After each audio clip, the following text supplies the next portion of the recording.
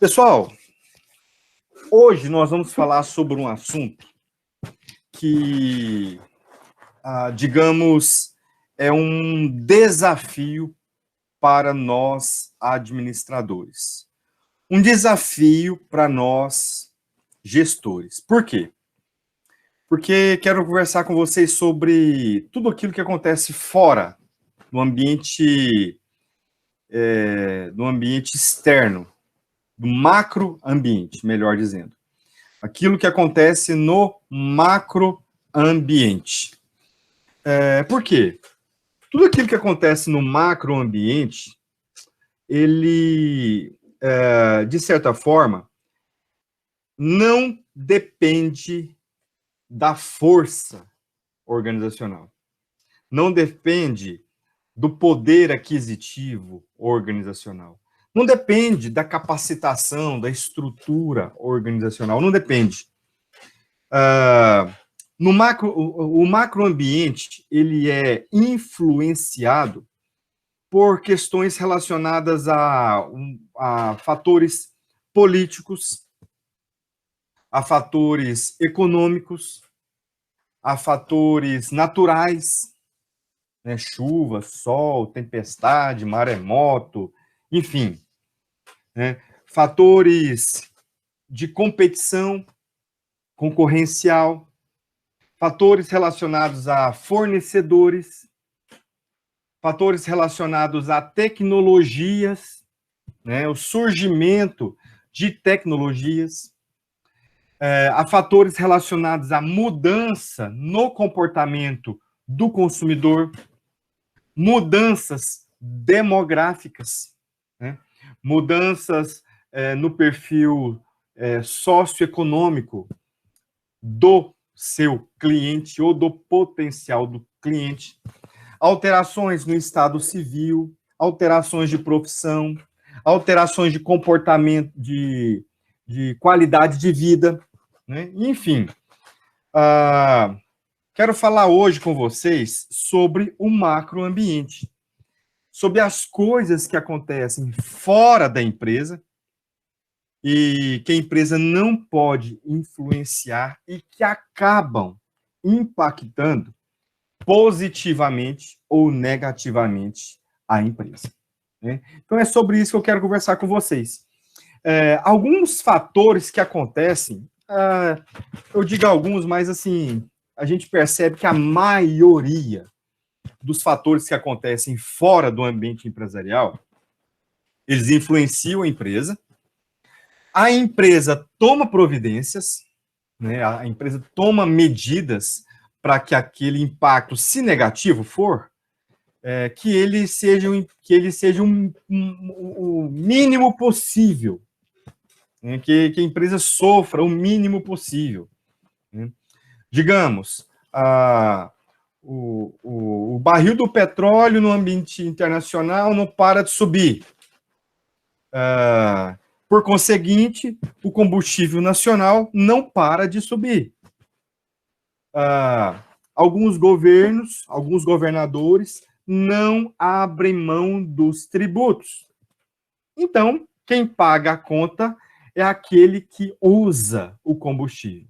E é claro que a cadeia produtiva que depende de frete terrestre acaba sofrendo alteração, né? Então, os produtos, as empresas que dependem da logística terrestre acabam sofrendo alteração nos seus preços. E assim, gente, aumenta o custo. Aumenta o custo.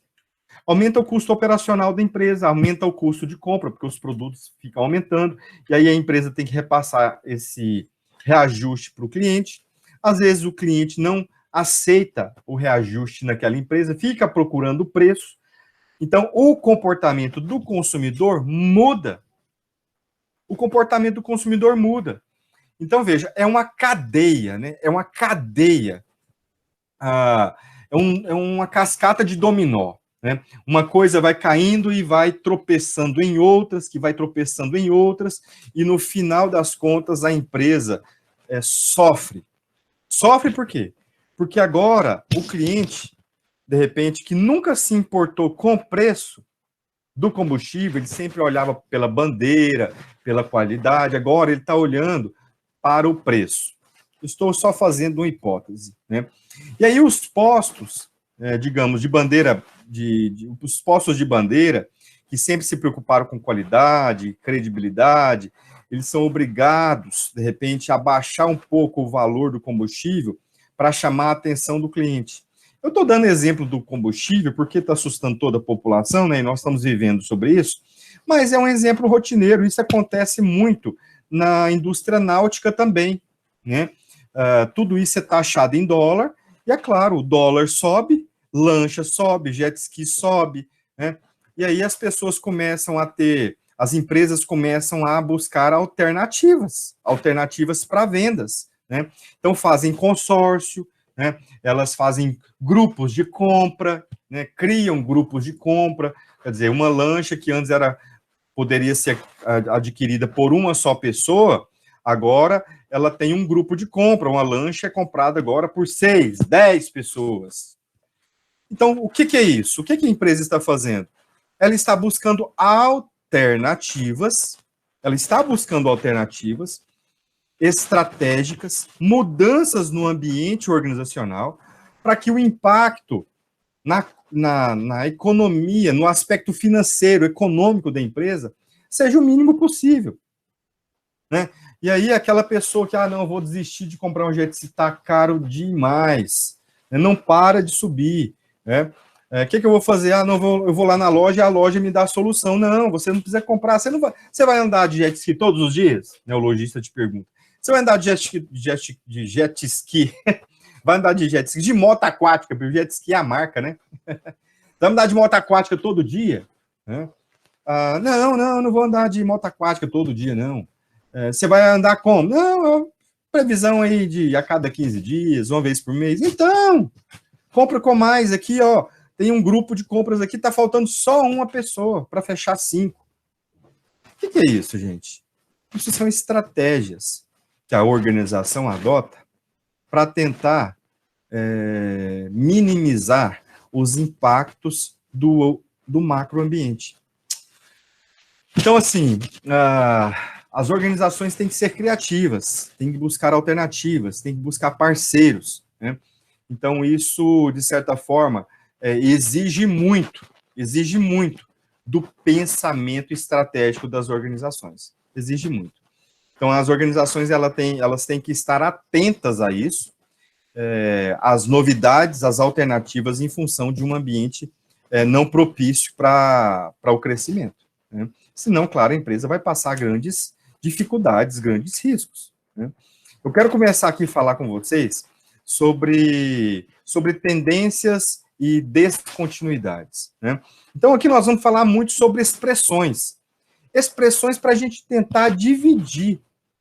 E, assim, eu quero tentar não confundir a cabeça de vocês, porque é muita teoria e muita categorização de expressões para tentar dividir o que acontece no ambiente externo, né? Então, veja, o que os teóricos falam e o que a gente percebe é que as coisas estão mudando rápido demais.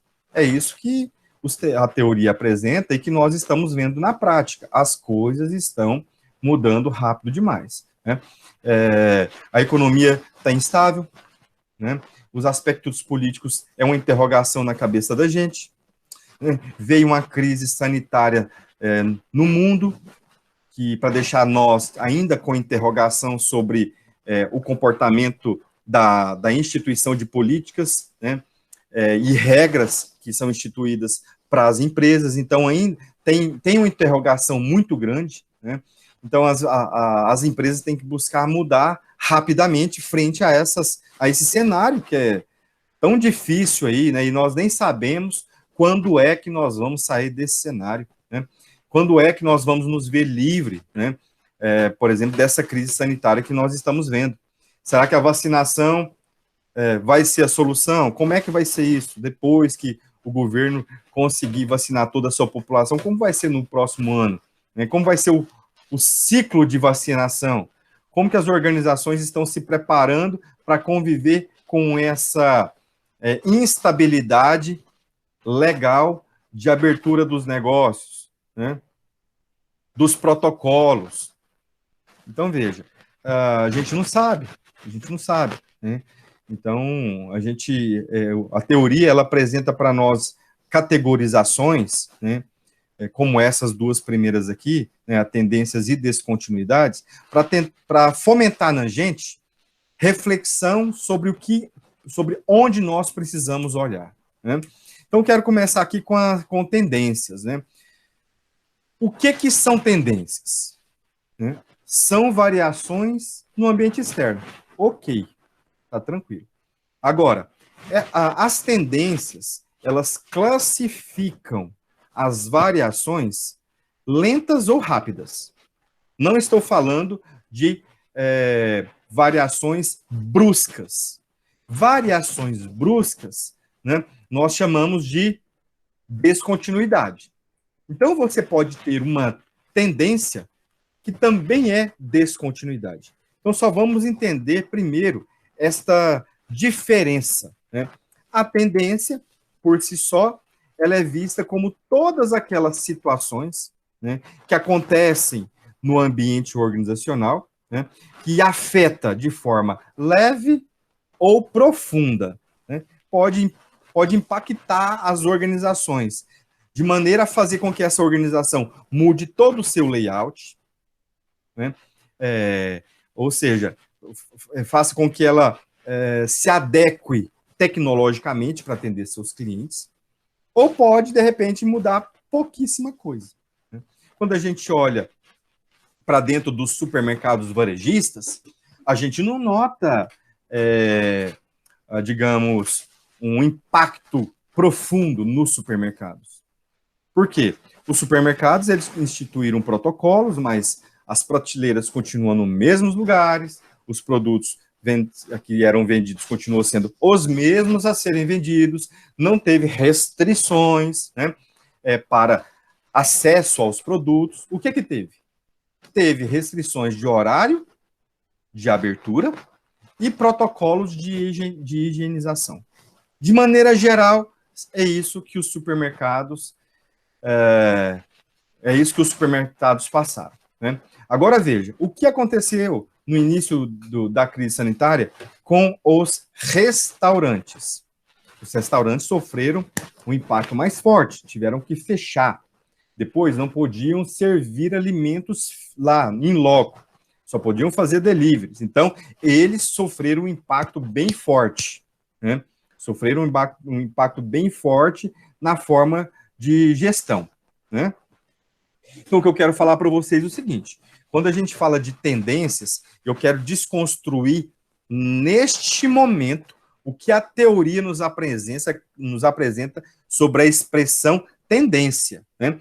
Porque tendência, no cenário organizacional, no cenário econômico normal, é aquilo que está por vir. Não é isso que vocês entendem? Qual é a tendência da moda, né? O que está por vir, né? Então, veja, eu só quero ampliar mais um pouco a visão da expressão tendências. Então, é uma variação que acontece no ambiente externo, lenta ou rápida, e que pode impactar internamente de forma leve ou profunda, né? Aqui, ó, o que envolve? As atividades da sua empresa, ou seja, os produtos que você vende, né, a rotina empresarial, a disposição dos produtos, a prestação de serviços. Impacta seus clientes, a forma como eles acessam os seus produtos ou seus serviços, impacta os seus concorrentes, impacta os seus fornecedores. E, é claro, a sociedade em geral impacta, né? Então, veja, Flávio, que assuntos são esses? Todos aqueles que eu mencionei agora no início do meu discurso. Todos eles. Pode ser qualquer um deles, né?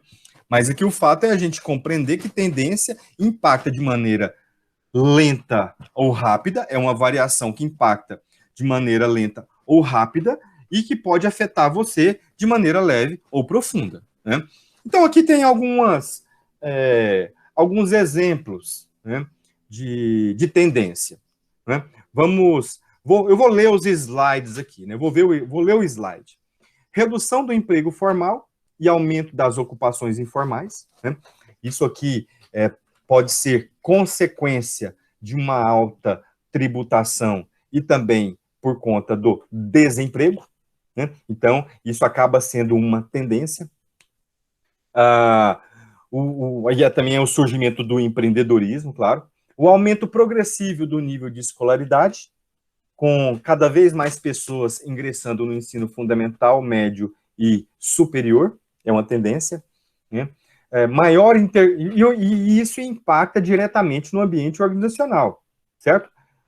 No curto espaço de tempo, né? E impacta na empresa de maneira leve ou profunda, né?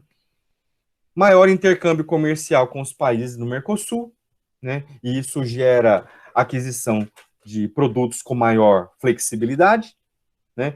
Tanto aquisição como venda, crescimento da ação efetiva de lobbies e pressões de organizações não governamentais, cobrando maior responsabilidade do Estado e das empresas em relação à proteção ao meio ambiente. Isso pode ocasionar coisas boas ou não tão boas para as pequenas empresas, por exemplo, né? Como que isso pode gerar coisas boas? Podem surgir incentivos fiscais. São coisas boas. Qual a coisa ruim? A vigilância sanitária pode endurecer a fiscalização e aí a sua empresa é obrigada a se adequar a todas essas novas exigências, né? Então impacta você sim. Aumento da participação de capital europeu em investimentos no Brasil, né? Principalmente da Espanha, Portugal e Itália, pode acontecer, né? E se acontecer, olhando para o lado positivo, né, seria interessante porque aumentaria a qualidade dos produtos oferecidos no Brasil ou na produção, e isso fortaleceria as empresas a se qualificarem ou obrigaria as empresas a se qualificarem para concorrer com essas outras empresas que estariam sofrendo esses investimentos. Disseminação e popularização do uso de computadores pessoais, da internet e do telefone celular. Isso aqui é realidade para nós, né? Isso aqui impacta, claro, no ambiente organizacional. Você pode ter pessoas comprando com mais facilidade de você, pode também surgir mais concorrentes, né? Podem surgir exigências, clientes mais exigentes em relação a você. Então, claro, isso tudo está acontecendo no ambiente externo.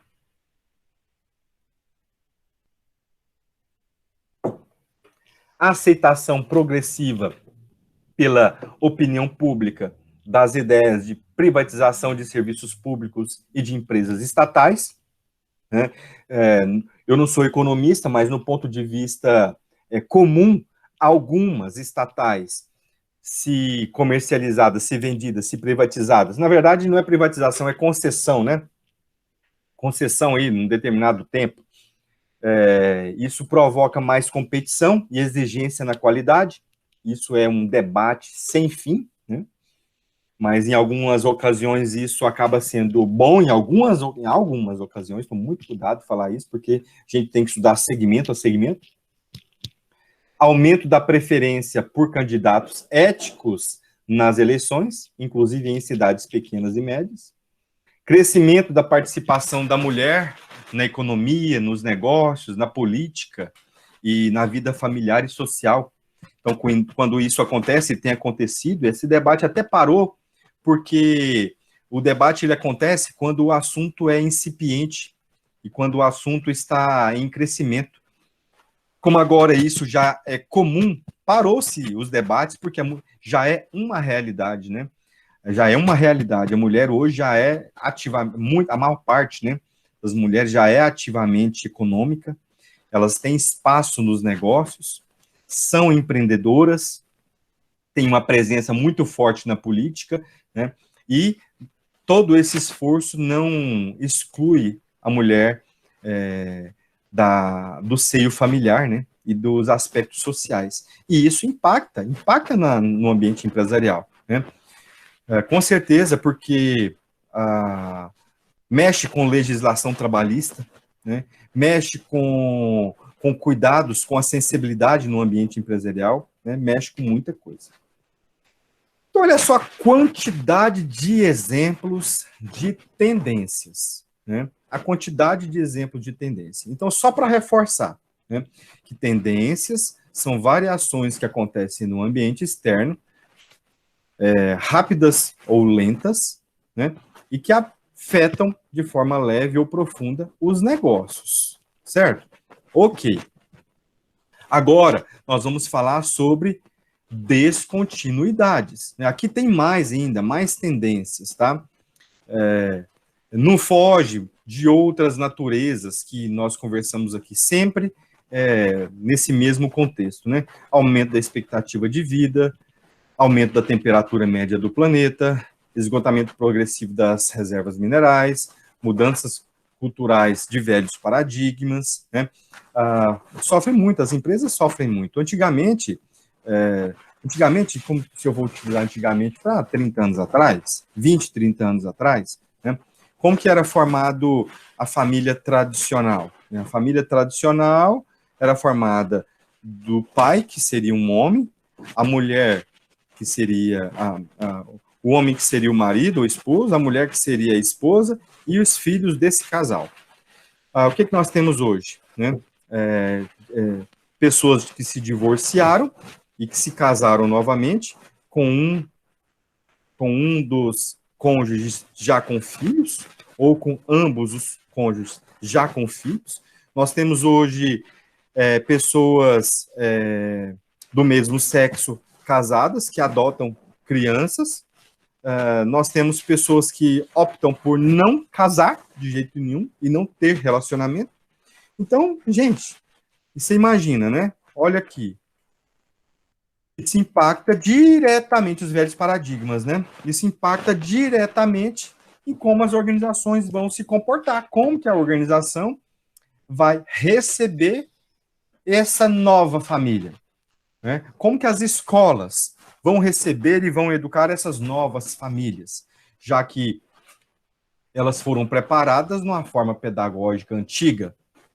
Então, elas vão sofrer mudanças, né? Escolas primárias, né, de ensino fundamental, elas vão sofrer impactos, né? E já estão se adequando. Então, são tendências, viu, pessoal? São tendências. E as descontinuidades? Eu até negritei aqui para ficar fácil identificar, né? Então, descontinuidade são mudanças bruscas no ambiente externo, né, que ocorrem em curtíssimo espaço de tempo, como uma revolução, uma mudança no governo, uma explosão, um terremoto, um choque de trens, a morte repentina de uma pessoa muito importante, né? Então, assim, algo que reinicia um pensamento, né? Algo que dá um restart em alguma área, e isso impacta as organizações. Por quê? Porque o ciclo vai se iniciar de alguma forma. Então, parou ali, e agora o ciclo tem que começar de novo, a partir daquela mudança brusca, né? Então, olha só alguns exemplos. Contrato por um concorrente. Você perde o contrato, né, por exemplo, por conta de um concorrente que entrou no mercado. A compra ou a venda de alguma empresa do setor, né? Quando acontece uma fusão, está aqui no próximo parágrafo, como acontece uma fusão, ou quando acontece a compra de uma empresa por outra, né? Isso, quando surge uma joint venture que impacta diretamente no mercado, né? Então, isso, de certa forma, causa uma instabilidade nas outras organizações do setor, né? Então, eu lembro, assim, claramente quando Santander e Banco Real se uniram, né? Houve uma atenção no mercado bancário. Por quê? Porque o banco agora ficou muito forte, né? E aí exige das outras organizações, dos outros bancos, né, um comportamento diferenciado em relação à qualidade, à facilidade de crédito, a juros, um monte de coisa. Né? A aprovação ou a promulgação de uma lei, de um decreto, ou algo equivalente, né, que a partir daquele momento todas as organizações têm que mudar. A partir daquela data, todas as organizações têm que mudar. Né? Olha só que coisa interessante que eu estava conversando hoje e claro que serve aqui para o nosso momento de debate. No passado também não muito distante, eu estou achando que eu estou ficando velho, porque os exemplos estão ficando tudo de 20 para 30 anos atrás. Os circos, o circo mesmo, esses circos que são nômades, né, se eu posso utilizar assim a expressão, né, hoje está numa cidade, amanhã está em outra.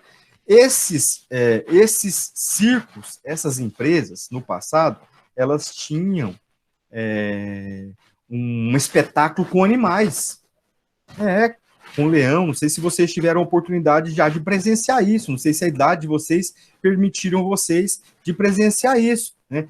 De ir num circo onde tinham leões, elefantes, macacos, enfim, espetáculos com animais. Surgiu, então, uma lei, né, que vetou todo tipo, aí, claro, tem as séries justificativas pelos maus tratos, enfim, tem uma lei que foi instituída para isso, né? E vetou, né? Proibiu, né, de que animais fossem expostos para entretenimento. Então, agora você só consegue ver animais desta natureza em zoológicos. Em circos você não tem mais. Oi. E tinha outra bizarrice também, que eu sou desse tempo, que era, na minha cidade, por exemplo, além de chegar os animais, eles davam a notícia lá que quem levasse um gato, que era para dar para os leões comerem, conseguia a entrada e mais algumas besteirinhas lá. Eu sei que muita gente estava dando gato nessa época. Nossa, isso aí eu já não... eu acho que não acontecia em todas as cidades, não. Mas olha para você ver que coisa impactante, né? Então, veja, isso foi uma mudança brusca. Isso foi uma mudança brusca. Quer dizer, aquilo que era recurso para chamar pessoas, atração para chamar pessoas, agora essas empresas tiveram que mudar totalmente a forma de trabalhar. Tiveram que usar a criatividade. E muitos ciclos fecharam após essa lei, após esse decreto, muitos circos fecharam, né? Então, veja, esses momentos que acontecem, né, eles levam a empresa a dar um restart nas estratégias, né? Uma declaração de guerra, ou assinatura de um tratado de paz, uma invenção, ou a descoberta de algo novo ligado ao setor, né? Eu assim, também olhando para o passado, né? Olhando para trás, assim, meu retrovisor, na verdade, hoje está bem grande. Meu retrovisor está bem grande aqui, gente. Estou olhando para muita coisa do passado. Mas quando eu olho assim para 1993, 1996, 95, 96, para ser mais preciso, né, começaram a chegar os computadores pessoais no Brasil, o 886, né, começaram a surgir os computadores. O Pentium já é até moderno, mas e o que aconteceu? O que aconteceu com isso?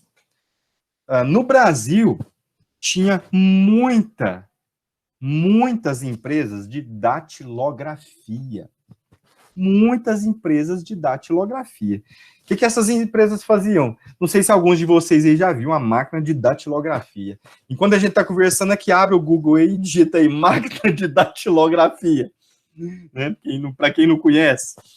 Então, tinha um curso de datilografia, gente. Para você trabalhar em banco, por exemplo, como escriturário, você tinha que ter um curso de datilografia. Não era possível trabalhar em banco sem saber trabalhar em uma máquina de datilografia. E aí o que aconteceu? Chegou os computadores pessoais e isso foi passando e desapareceram, virou museu, máquina de datilografia. Ou eu acredito que nem exista mais esse tipo de coisa aí, curso. Nem cursos de informática você consegue ver com frequência, como você via no passado, né? Haja vista em máquina de datilografia. A questão é que as empresas que ofereciam capacitação ou capacitações para datilógrafos, e era uma profissão, você era contratado para ser um datilógrafo, depois foi digitador, né, quando chegou o computador, essas empresas que precisaram se reinventar. Acabou. Acabou. Oi. Eu cheguei a ministrar na época, cheguei a dar aula disso, de digitação, na escola que tinha um projeto, né? Então, assim, a escola que eu estudei, apesar de pública, ela, aqui no Tocantins e no Brasil, ela ganhou, consequentemente, 3 anos seguidos, uma das melhores escolas da região norte, né? E para isso ela ganhou um laboratório de informática e um laboratório de química completo. Olha, interessante. E nessa época, eles pegavam os alunos, assim, quem queria ou quem tivesse mais facilidade com tecnologia, para dar aula para os outros alunos à tarde. Aí eu fazia isso. Então é um processo interessante, porque primeiro veio, como o senhor falou, da questão da datilografia, depois veio as aulas de computação, e a gente vê só progressiva disso, porque hoje, na verdade, o que tem? Aula de programação. Hoje todo mundo, assim, até para nós aqui, futuros administradores, é essencial ter essa questão da entender linha de programação. Porque senão daqui a uns tempos você vai estar defasado. Com certeza, concordo. Concordo que tem uma linha profissional para isso. Então, veja, você consegue perceber claramente que muitas empresas, muitos serviços deixaram simplesmente de existir por conta de um cenário de descontinuidade, em função de mudanças bruscas que aconteceram em determinado momento, que a empresa não conseguiu se adequar rapidamente e desapareceu, simplesmente sumiu. Né? Então é muito, muito interessante quando você olha, por exemplo, para o mercado de câmeras digitais, né? No passado tinha aquela Cybershot, né? A Sony Cybershot, a maquininha, né, de tirar foto, que era um canhão, né? Ela tirava uma foto assim, ela saía um laserzinho vermelho, eu devo até ter isso. Era um espetáculo aquilo ali, né? Desapareceram, né? Esse segmento, né, de máquinas portáteis, máquinas de fotografias digitais à mão, né? Já era uma máquina de fotografia digital à mão, né? A Sony Cybershot aí, que era a referência no segmento ali, né, de fotografia de mão.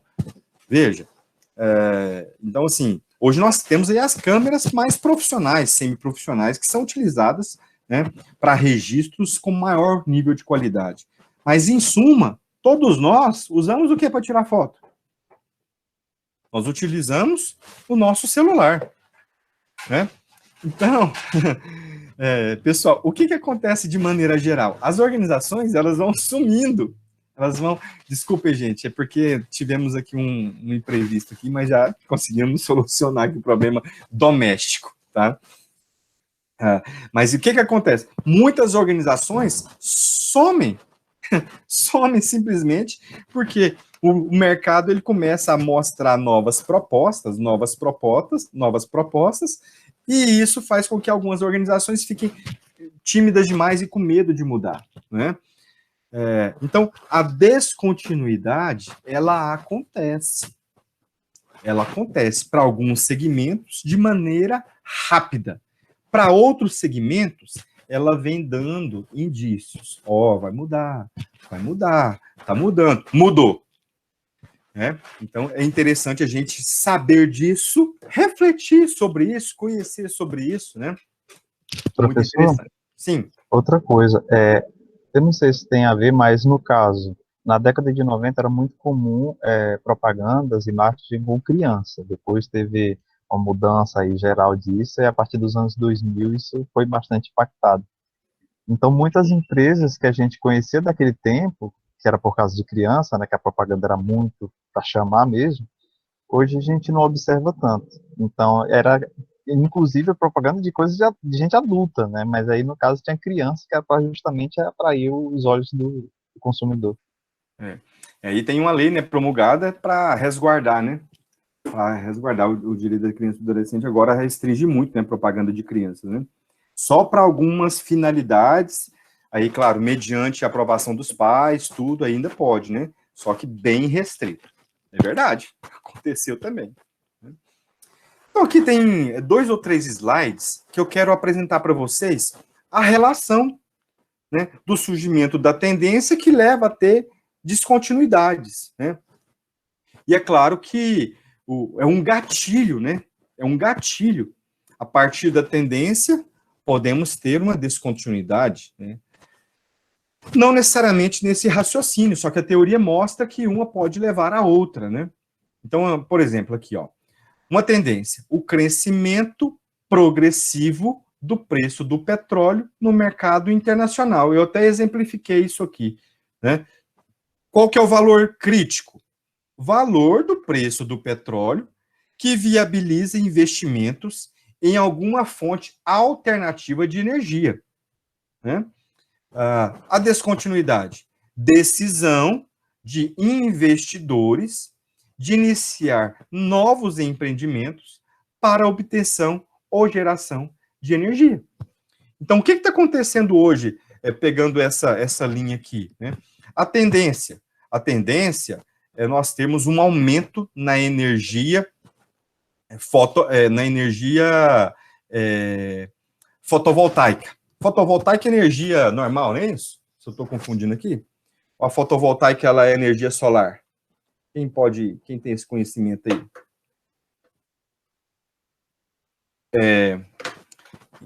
Assim, essa energia tradicional de hidrelétrica, ela tem que ficar, a tendência é ela ficar mais cara, né? A tendência dessa energia elétrica que vem da hidrelétrica, ela é ficar mais cara. E o que tem acontecido para estímulo de uma energia mais sustentável, né? Pelo menos na tentativa de ser uma ação mais sustentável. Energia eólica e energia solar. E o que tem surgido aí? Muitos incentivos fiscais, inclusive, né? Em Palmas, né?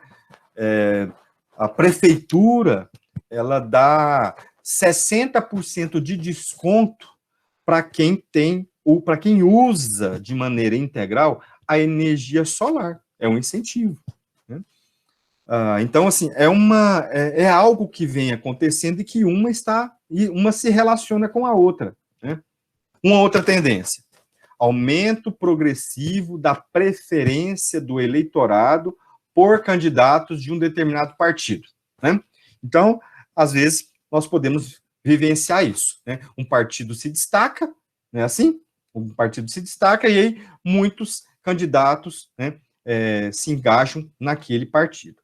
O valor crítico: um percentual que represente uma possibilidade real de vitória de tal partido em uma das próximas eleições, né? Então, é uma expectativa. Qual que é a descontinuidade? Grandes mudanças das políticas econômicas e sociais nas relações diplomáticas com a vitória de tal partido. Então, o que acontece? Quando a gente sabe, né? E eu detesto a palavra infelizmente. Essa palavra, meu Deus, podiam trocar. Só que, infelizmente, a palavra infelizmente está aí, utilizada, né? Quando nós temos no Brasil um cargo político, né? A maior parte, a massa daquele que passa a ocupar aquela cadeira, ele não dá continuidade nas ações do seu antecessor, né? Então, o que acontece aqui ali? Uma ruptura, uma descontinuidade. E aí começa-se restart, né? Parece que starta tudo de novo, do zero, né? Restarta tudo, começa tudo diferente. Então, é um exemplo também. E aqui, só mais um exemplo. Tendência: um aumento progressivo do número de pessoas que têm acesso à internet com capacidade mínima, né? Até hoje ainda tem internets aí de 15 megas que estão sendo vendidas ainda, né? Então, digamos aí, né, o aumento progressivo do número de pessoas com esse acesso. Disposição e confiança para fazer transações comerciais pelo computador, pelo celular, pelo tablet.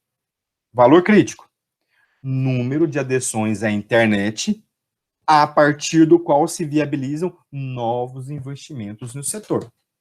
Então, veja, como muitas pessoas têm acesso à internet, muitas possibilidades vão surgindo. Qual é a descontinuidade? Fechamento ou redução de lojas convencionais ou de agências bancárias tradicionais substituídas pelo e-commerce.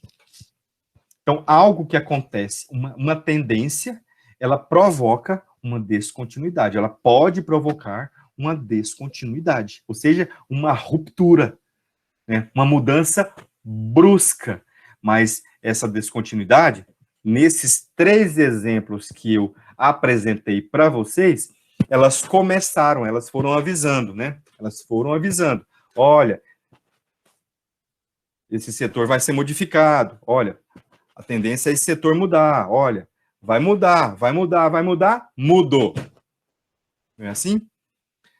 Então, veja, a gente percebe que, em tese, as tendências, elas apresentam indícios para as descontinuidades. Então, o que você, como administrador, deve fazer? Você deve ficar atento às tendências. O que tem acontecido devagarinho? O que tem acontecido devagarinho? Né? Por quê? Porque isso pode levar a uma descontinuidade no seu setor e pode fechar muitas empresas se você não se adequar. Né? Isso é seríssimo. Né? Professor?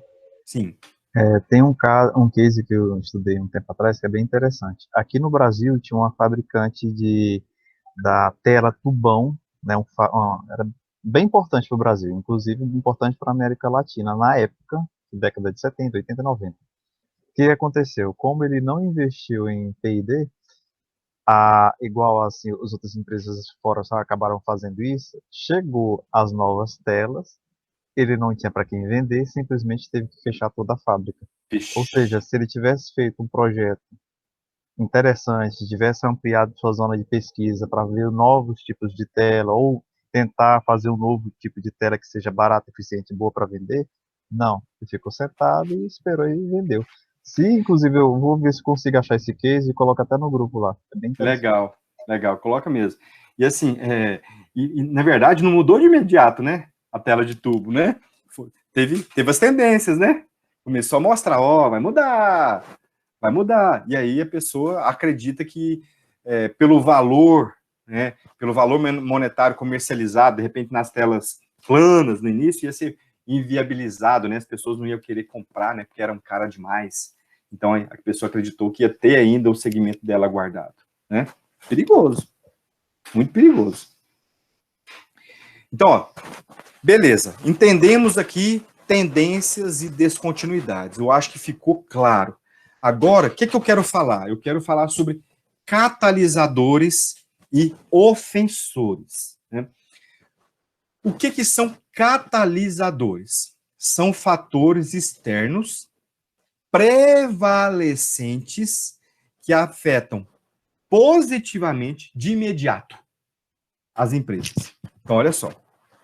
É aquilo que acontece fora da organização, nesses contextos todos que nós discutimos aqui, e que afeta positivamente, só que rápido.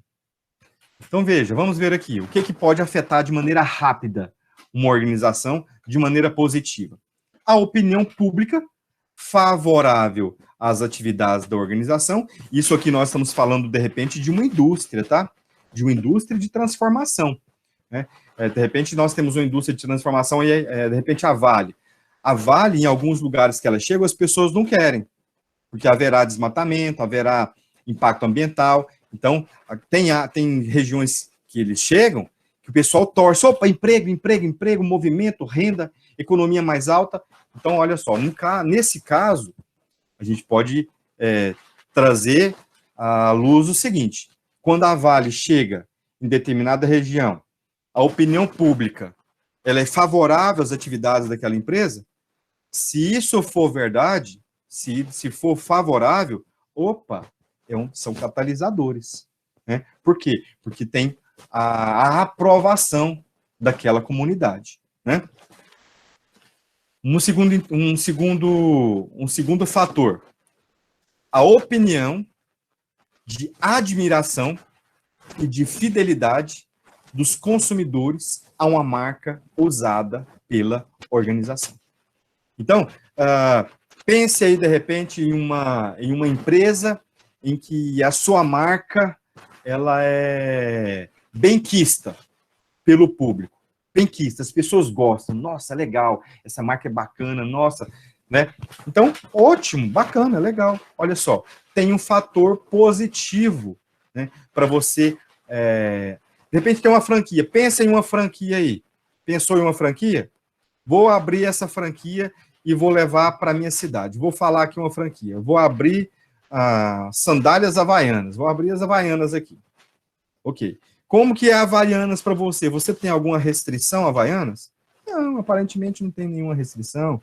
Aparentemente é uma empresa bacana, né, com vários modelos de chinelos e sandálias, né? Tem várias cores, vários designs, né? É sucesso. Opa, que legal! Então é uma marca admirada. É uma marca admirada. As pessoas gostam da Havaianas. É uma marca que conseguiu ser simpática no meio em que ela está atuando. Legal. Opa, Havaianas. Vou abrir uma franquia. Né? Por quê? Porque é um catalisador. Né?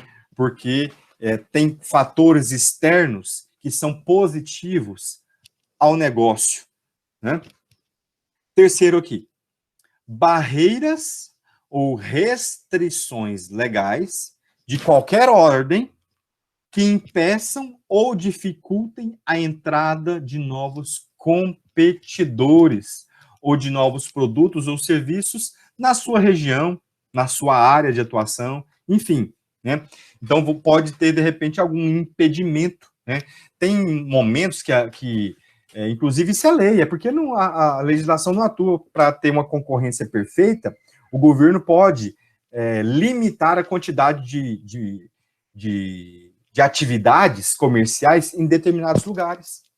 O governo pode. Isso é legislação. Só que ninguém usa isso. Né? Ninguém usa isso, ninguém olha.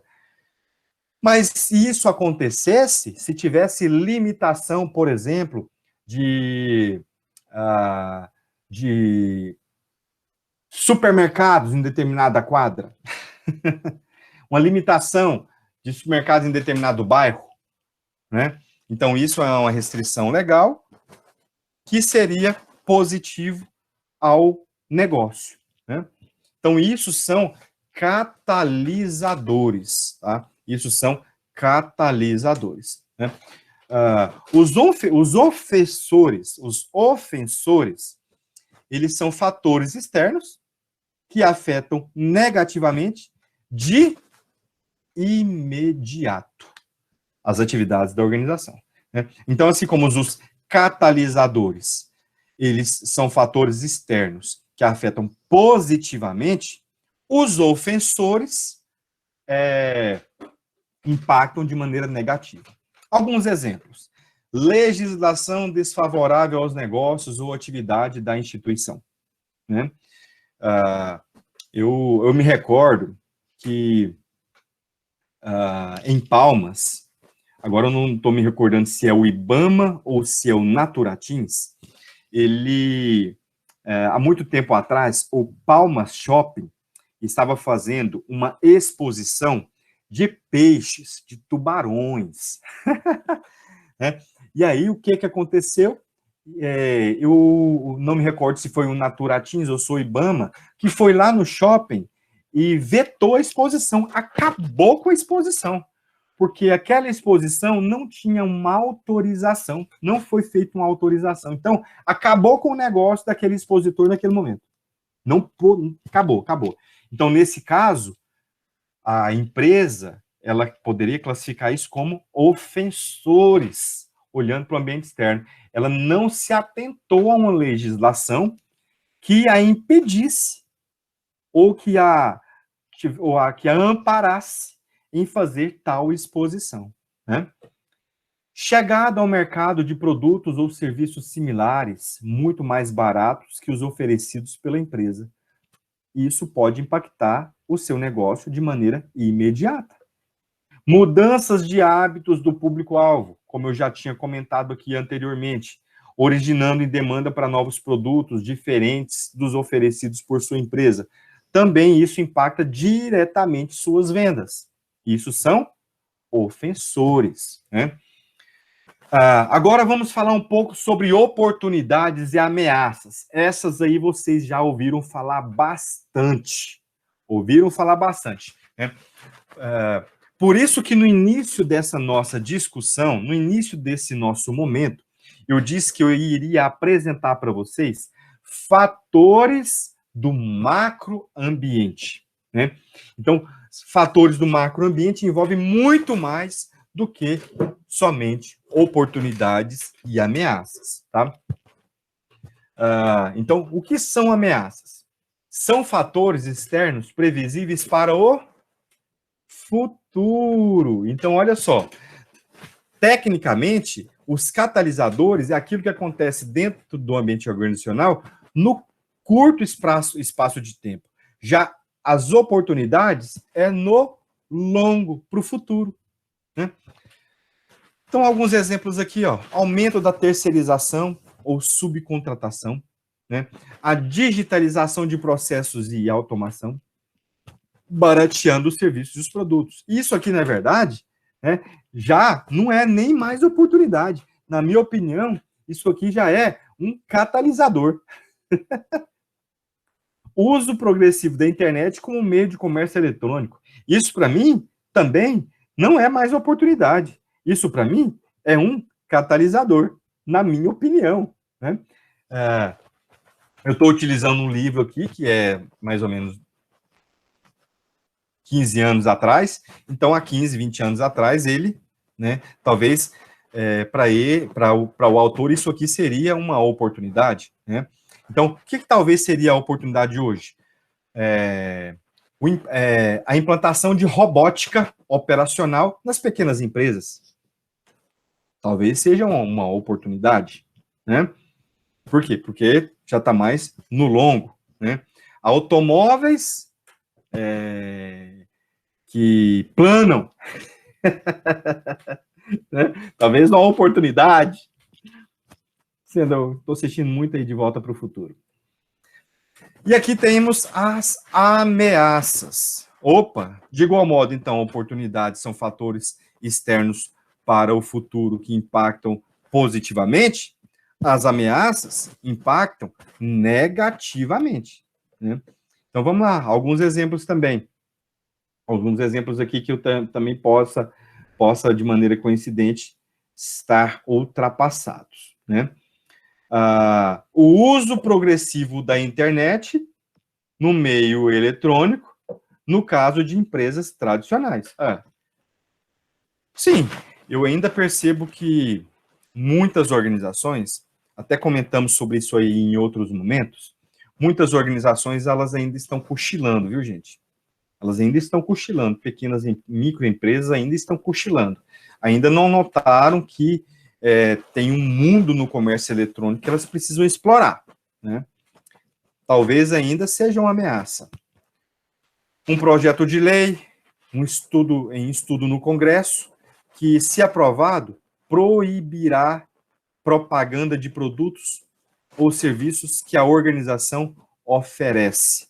Nossa, né? Então, isso aqui, se acontecer e se aplicar ao seu negócio, né, te desampara e tem que fazer com que você veja outras necessidades de competição, né? Outras formas de competição, outras formas de divulgação, né? Isso aqui, de certa forma, já está diminuindo, né?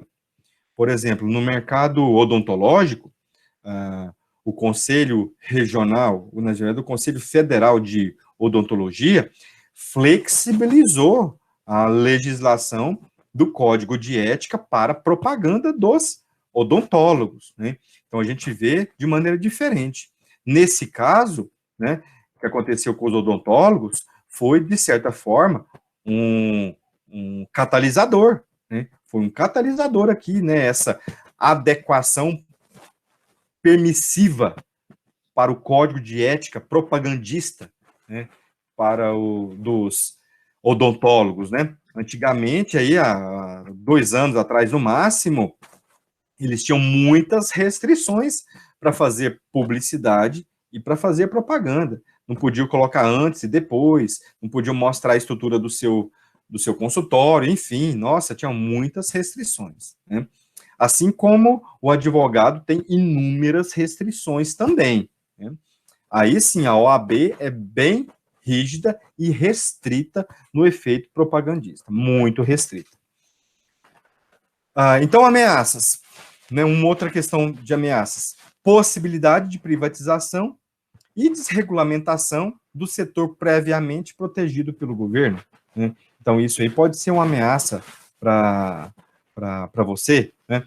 De repente, para os produtores rurais, de repente, olha aqui uma coisa, né, que me ocorreu, de repente eles podem sofrer aí uma readequação na legislação para aumentar a área de preservação de suas propriedades, né? As APPs ali, que ficam em torno dos leitos dos rios. Hoje, se eu não me engano, o percentual máximo de distanciamento da mata ciliar dessa APP é de 50 metros. Vai que o governo coloca aí uma APP de 150 metros, de 100 metros. Ou seja, você vai ter que fazer plantio, o produtor vai ter que fazer plantio, né, nas áreas cultiváveis da sua propriedade. Olha aí, olha a ameaça vindo aí. Ou seja, você vai diminuir drasticamente a sua capacidade produtiva. O que vai te obrigar a fazer? A estudar, claro, novas formas de produzir, que é isso que o Brasil tem feito aí de maneira rotineira e incessante, né? Mas só para vocês entenderem mais um exemplo, né, se vir uma desregulamentação. Então, pessoal, eu acredito assim que a gente deve ter bastante atenção sobre esses fatores que trabalham no ambiente externo, né? Nós temos que ter bastante atenção, né? Você não pode colocar todo o ambiente externo sendo classificado só como ameaças e oportunidades, né? Então, com a aula de hoje, eu acho que isso fica mais claro, né? Que nós temos categorias para percepções dentro do macroambiente. Um Professor, espaço, sim. nesse caso também é uma questão de desafios, né? Porque veio aqui na minha cabeça o caso da Índia, em que o Uber Eats tentou entrar lá, não conseguiu, acabou vendendo todas as operações para uma regional. Aí, na Índia também tem outro case interessante, que é o caso da Amazon, que ela tem uma penetração boa na Índia, só que ela bate de frente com uma gigante chamada Flipkart, que é de lá. Então, assim, para uma gigante ter que entrar lá, tem que ter um estudo prévio. O exemplo disso foi o Uber Eats, tentou entrar lá, não deu conta por causa de uma regional. Eles não perceberam isso e acabaram de sair. Interessante. Já só, esse slide aqui fala só sobre competidores, né? Em linhas gerais, você tem que ver quais são os seus concorrentes atuais, os potenciais ou os fantasmas, né? Os fantasmas são os especuladores, né? Muitas organizações, em determinado ambiente, falam, vai chegar, olha, está chegando, né? E isso vira algo que atrapalha, algo que dá insegurança para novas organizações naquela região. Então, de certa forma, e não obstante a importância de outros fatores, né, como os fornecedores, como o ambiente econômico, como o ambiente demográfico, os competidores, a análise concorrencial, ela tem um espaço bem especial. Então, se você é empresário, se você é gestor, você tem que conhecer essa área de maneira bem profunda, você tem que conhecer os competidores de maneira profunda, né? Então, olha só aqui, Quais perguntas podem ser feitas para identificar os concorrentes e implementar mudanças estratégicas? Ali, pergunta-se, questiona-se. Que mudanças tecnológicas podem afetar o nosso negócio? Mudanças tecnológicas dos concorrentes. O que o concorrente pode fazer lá que pode te impactar? O que ele pode fazer lá que você não tem? Se ele fizer lá, você talvez não consiga continuar. Que mudanças de hábitos dos clientes inviabilizam os negócios ou as atividades atuais, né? Foi ali para o parágrafo de baixo. Ou viabilizam novas formas de serem atendidos. Então, olha, tem muitos clientes, por exemplo, olha que coisa interessante. Eu visitei uma distribuidora de bebidas essa semana. Essa semana eu visitei um distribuidor de bebidas. E ela ficou no local que, a princípio, eu falei, nossa, olha o local que essa distribuidora, de um colega nosso, nós fomos lá visitar, que ele tinha acabado de abrir tudo. Tinha 3 meses que ele tinha explorado esse negócio, queria abrir tudo, e fomos lá conhecer essa distribuidora de bebida deles. Falei, nossa, mas isso aqui você tá isolado, hein, cara? Você fez um estudo aqui, tem demanda para o seu negócio? E aí ele riu assim de canto de boca e falou, essa avenida aqui, ó, dá direto nas praias. Falei, mas você tem movimento só final de semana? Ele falou, não, durante a semana também tem movimento, e todo mundo para aqui. E, além disso, o pessoal dessa quadra aqui mais afastada, compra tudo aqui de mim. Eu falei, olha, interessante. Agora, veja só, e se muda a rota? Aí, só para trazer para o exemplo daqui agora, né? E se muda o hábito dos clientes de passar por ali para ir para a praia? Só para eu colocar meu amigo em maus lençóis, né? Só esse exemplo aqui é só para colocar ele em situação difícil, né? Claro que ele não ia pensar isso, porque senão ele não tinha aberto ali a distribuidora de bebidas dele, né? Mas pode acontecer, gente, pode acontecer do público mudar a forma, né? Vai que as praias são todas fechadas, é proibido. Decreto municipal proíbe o acesso às praias durante 6 meses. Meu amigo está enrolado. Meu amigo está enrolado. Em função de um decreto, as pessoas que mudaram o comportamento, né, mudaram o hábito de ir para a praia, agora eles vão para Taquaruçu. Não vão mais para as praias, né? Que novas leis, regulamentos ou desregulamentos do setor podem abrir oportunidades para que outros entrem e se estabeleçam, né? Então, veja, nossa, será que vai ter muita licitação esse ano? Se tiver muita licitação, entra muito competidor. Pode fazer muitos competidores pequenos ficarem grandes. Aí pode ser um problema para mim. Então, veja, tem que se fazer uma análise dos competidores, né? E aqui eu incluiria inúmeros outros questionamentos, inúmeras outras perguntas aqui. Eu incluiria aqui qual que é a capacidade de compra dos seus concorrentes. Eu incluiria aqui se os concorrentes tinham algum diferencial de produtos que você não tem ou que você não tinha. Eu perguntaria aqui quais são as estratégias de marketing praticadas pelos seus concorrentes. Eu perguntaria aqui se o concorrente tem talentos de ponta e como que é o plano de capacitação dos meus concorrentes. Eu faria inúmeras perguntas aqui. Eu tentaria descobrir quais seriam os principais fornecedores do meu concorrente, né? Qual que é a capacidade de compra do meu concorrente. Nossa, dá para inserir inúmeras perguntas. Isso aqui é só uma pequena amostra, só uma pequena amostra. Mas por que esse slide? Sim. Lembra que na aula passada, foi na atrasada, na verdade, eu falei do caso da Amazon, que eles iam abrir, vender tal negócio aqui. Então, é uma coisa que a gente pega no ar, que essas grandes empresas acabam fazendo benchmark uma da outra para ver o que pode fazer. Sim. Então, o que foi mais duas notícias que eu vi interessantes essa semana.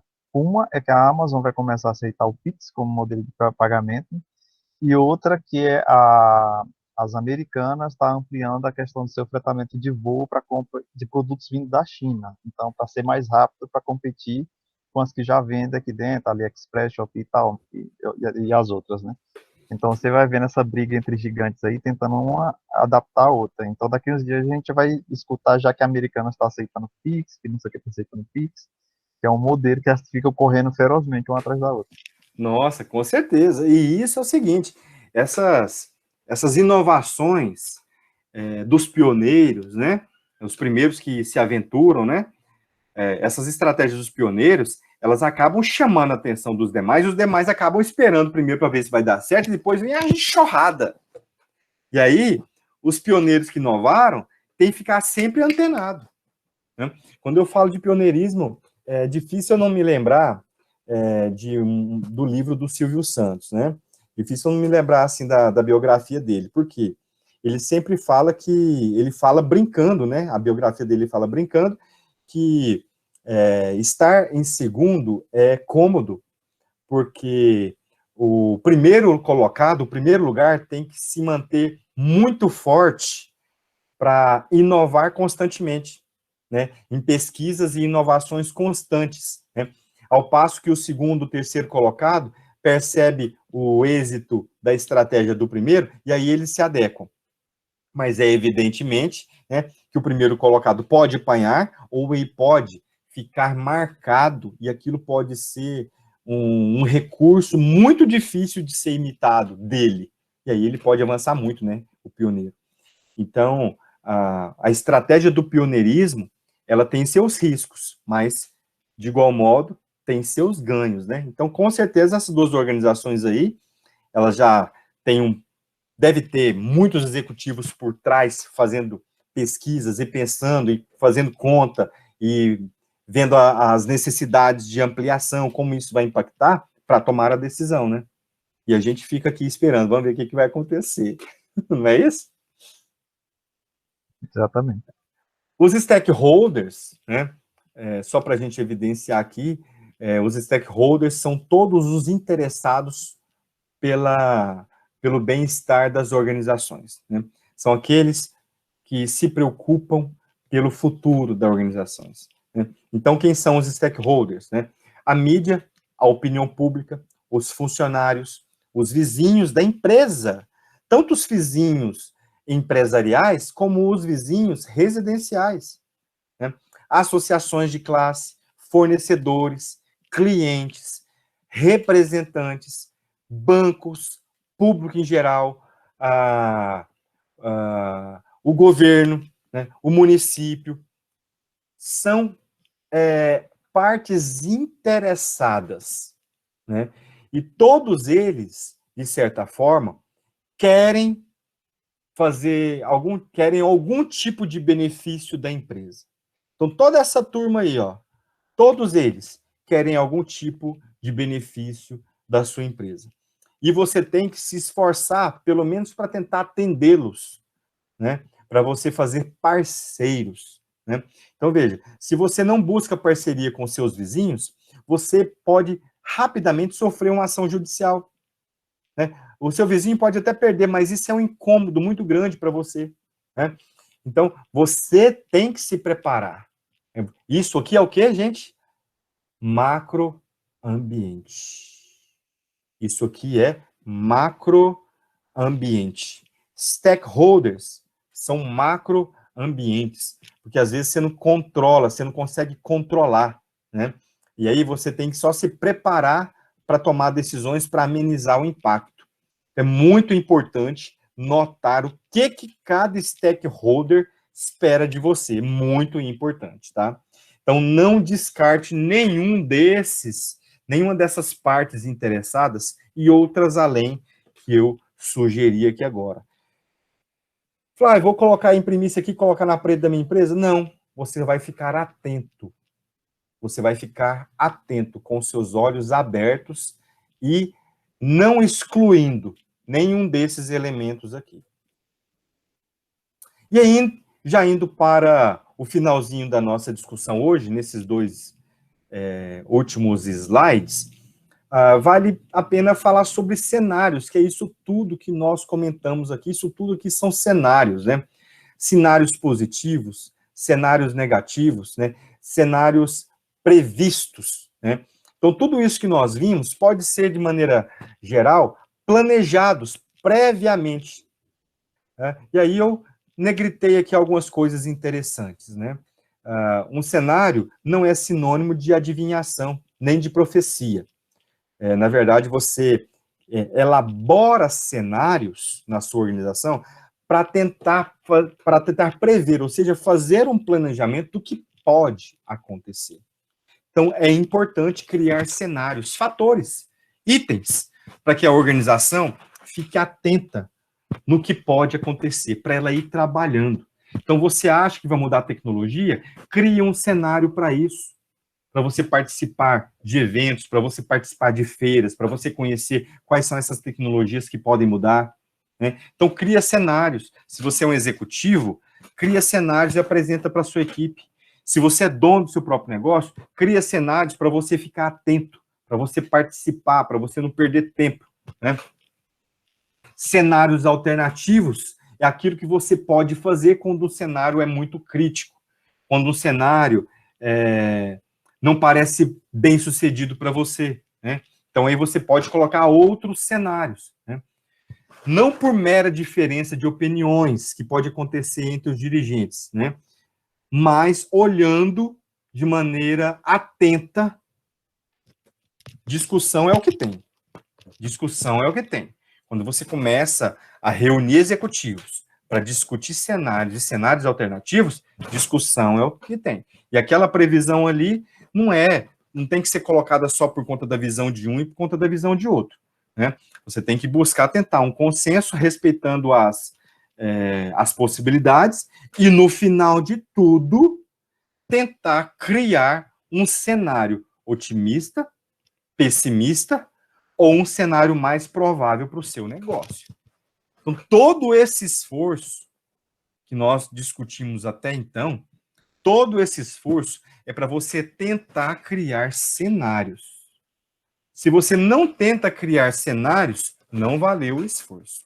Então, você vai criar lá uma planilha, uma tabela, cenários e cenários alternativos, né? Com base naquilo tudo que vocês discutiram sobre catalisadores, sobre ofensores, né? Sobre tendências, sobre descontinuidades, sobre ameaças e sobre oportunidades.